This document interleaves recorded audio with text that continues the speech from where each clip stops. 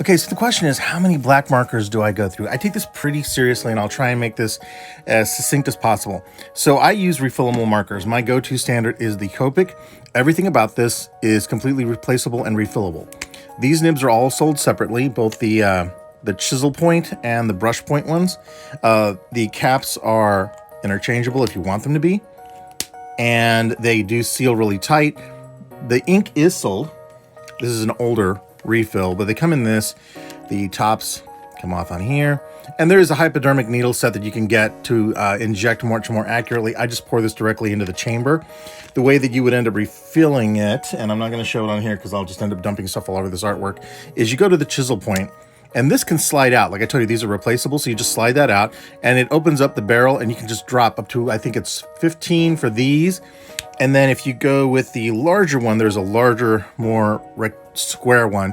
Exact same pen, everything else like that. It just has a different form factor, and it has a different tip at the end here. That one is fixed.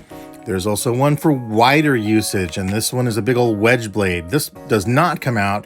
You just either inject or drop into that. There are a couple of other different kinds of markers. There are Blick Studios, which is not bad. They're a little weird. The tips aren't so great. There is Concept, another double barrel that has two tips on either side. These do, if you mess with them long enough, you can replace the ends. I cannot recommend these. These are Artisan. I know plenty of people that use them, and in a pinch, they will work, and they are refillable, and to some degree, you can take these apart. I take this stuff pretty seriously because otherwise, I normally ink with Staedtler or Copic pens. Copic pens can be replaced and refilled. These metal barrel ones here are the ones that I'm talking about. The cartridge refills on the inside and the nibs can be replaced.